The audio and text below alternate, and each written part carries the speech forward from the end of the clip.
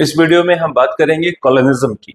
ये जो वर्ड है कॉलोनिज्म, कॉलोनिज्म एक ऐसा अरेंजमेंट होता है दो कंट्रीज के बीच में, जहां पर एक कंट्री जो कि रूलर कंट्री मानी जाती है, वो अपनी सब्जुकेटेड कंट्री यानी जो उसकी कॉलोनी होती है उसके इकोनॉमिक एंड पॉलिटिकल मैटर्स को कंट्रोल करता है। यहां पर देखिए, it refers to a system of relations between two countries, जहां पर one is the ruler and other is its colony. एक कंट्री रूलर कंट्री होती है और दूसरी उसकी कॉलोनी होती है। The ruling country has the control over political and economic life of the subjugated country।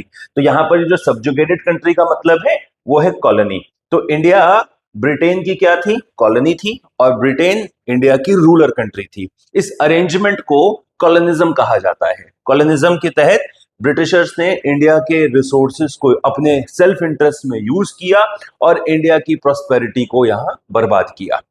यहां पर कॉलोनियल एक्सप्लॉयटेशन, लोगों से पूछा जाए कि भाई इंडिया को कॉलोनियली एक्सप्लॉइट किया गया तो कहां कहां, कौन कौन से एरियाज में, तो यहां नाम आता है सबसे पहले एग्रीकल्चर सेक्टर का। तो ब्रिटिशर्स ने एग्रीकल्चर सेक्टर, जो इंडिया की हेरिटेज माना जाता है, उसको बर्बाद किया। 1793 में इंडिया के अंदर जमींदारी प्रथा को इंट्रोड्यूस किया गया। जमींदारी सिस्टम लॉर्ड कॉर्नवालिस के द्वारा इंट्रोड्यूस किया गया था।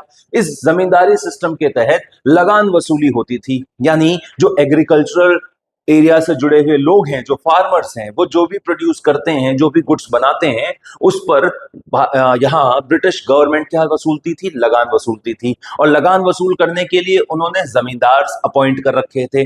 जमींदार ब्रिटिशर्स के द्वारा अपॉइंट किए गए आम जनता थी, यानी इंडियंस को ही, जो हमारे, मान लीजिए किसी एक एरिया के अंदर कोई रिच लैंडलॉर्ड है, जो रिसोर्सफुल पर्सन है, हमने उसको जमींदार बना दिया। अब उसको बोला कि आप अपने एरिया के फार्मर से लगान वसूलोगे और ब्रिटिश सरकार को सबमिट कराओगे। ऐसा ना करने पर आपके जमींदारी के अधिकार हम आपसे छीन लेंगे। तो जमींदारी सिस्टम एग्रीकल्चर सेक्टर को पूरी तरीके से खोखला कर चुकी थी, राइट। जमींदारी सिस्टम में फार्मर्स की जो इकोनॉमिक कंडीशन है, उनके पास में पैसा है या नहीं, उनके पास में फूड ग्रेन है या नहीं, इस बात से बेपरवाह ब्रिटिश गवर्नमेंट को सिर्फ लगान से मतलब होता था। ये पहला कॉलोनियल एक्सप्लॉयटेशन के लिए आपको समझना है। कॉलोनियल एक्सप्लॉयटेशन एग्रीकल्चर सेक्टर के लिए, ठीक है। दूसरा, इंडस्ट्रियल सेक्टर को बर्बाद किया गया।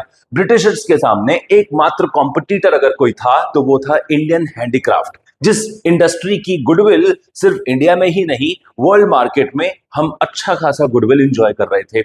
लेकिन ब्रिटिशर्स को लगा कि जब तक ये इंडियन हैंडीक्राफ्ट रहेगा तब तक ब्रिटिश गुड्स इंडिया में नहीं बिक पाएंगे। तो इंडियन हैंडीक्राफ्ट्स को हैवी डिस्क्रिमिनेटरी टैक्स लगा लगाकर उन्होंने बंद करवाना शुरू किया। देखिए, डायरेक्टली नहीं बोला कि बिजनेस बंद कर दो, उन्होंने टैरिफ लगाया, टैक्स लगाया कि भाई आप बिजनेस करो, कोई दिक्कत नहीं है, but you should pay the tax, tax पे करना पड़ेगा, ठीक है। तो टैक्स इतना हैवी था कि यहां पर हैंडीक्राफ्ट इंडस्ट्रियलिस्ट जो थे, उन्होंने धीरे धीरे अपना बिजनेस शट डाउन करना शुरू कर दिया। यहां एग्रीकल्चर सेक्टर के बाद इंडस्ट्रियल सेक्टर की बर्बादी इस तरह से करी गई। और तीसरा था यहां पर इंटरनेशनल ट्रेड। जो भारत में हम इंटरनेशनल ट्रेड, एक्सपोर्ट इंपोर्ट के मामले में हम अपने आप को देख पा रहे थे, तो वहां पर भी ब्रिटिशर्स ने तरह तरह से डिस्क्रिमिनेटरी टैरिफ पॉलिसी का इस्तेमाल किया। अब आप कहेंगे कि सर हम लोग इतना झेल क्यों रहे थे? तो आपको समझना चाहिए कि ब्रिटिशर्स यहां पर हमारी क्या बन चुकी थी? ब्रिटिशर्स यहां पर हमारी रूलर कंट्री, ब्रिटिशर्स रूलर थे और हम इंडियंस उनकी कॉलोनी थे। तो जो रूलर कंट्री होती है वो अपनी कॉलोनी पर पूरा अधिकार रखती है, उसके राजनीतिक और उसके आर्थिक फैसलों को कंट्रोल करती है। तो यहां पर ब्रिटिशर्स ने हमारे ऊपर तरह तरह के टैक्सेस लगाए। वो टैक्सेस जो इंडियन कंपनीज को तो पे करने होते थे, लेकिन फॉरेन कंपनीज या ब्रिटेन की कंपनीज अगर इंडिया में ट्रेड कर रही थी तो उनको किसी प्रकार का टैक्स देने की आवश्यकता नहीं थी। तो इस तरह का डिस्क्रिमिनेशन किया गया इंडियंस के साथ में, इंडियन कंपनीज के साथ में, ताकि इंटरनेशनल ट्रेड में हमारा जो फुट होल्ड है वो धीरे धीरे वीक होता जाए और हम ट्रेड के मामले में बैक फुट पे आ जाए।